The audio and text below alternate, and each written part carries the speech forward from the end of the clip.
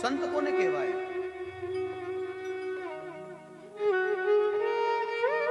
સરળ સ્વભાવ ન મન કુટિલાઈ, જથા લાભ સંતોષ સહાય. જેના મનમાં કુટિલતા ન હોય, જેનો સરળ સ્વભાવ હોય અને જ્યાં જીવોનો લાભ થવાનો હોય ત્યાં જ એ રત હોય. અહીંયા સંતના 16 લક્ષણ કહીને સંભળાવ્યા છે. સંતના 16 લક્ષણ છે. તિતિક્ષવઃ કારુણિકા, સુહદ્રુ સર્વદેહિનામ, અજાત શત્રવઃ શાંતા, સાધવ સાધુભૂષણા.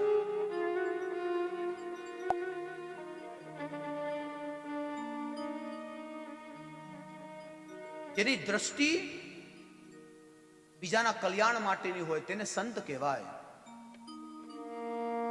જેની દ્રષ્ટિના અંદર ભેદભાવ ન હોય તેને સંત કહેવાય. અને જેને પોતાનું જીવન એ સૃષ્ટિ અને સૃષ્ટિના સર્જનહારને સમર્પિત કર્યું હોય તેને સંત કહેવાય.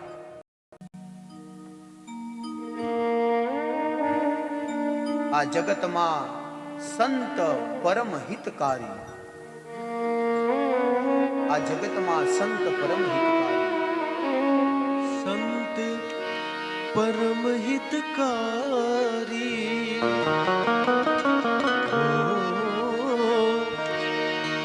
સંત પરમ હિતકારી.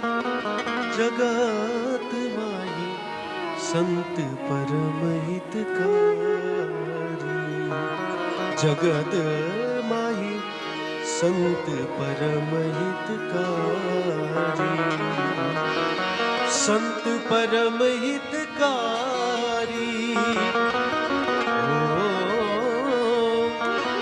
સંત પરમ હિતકારી. જગત માહી સંત પરમ હિતકારી. જગત માહી સંત પરમ હિતકારી. સઠ સુધરહી સતસંગતિ પાઈ, પારસ પરસ કુધાત સુધાઈ. સંત પરમ ઉપકારી.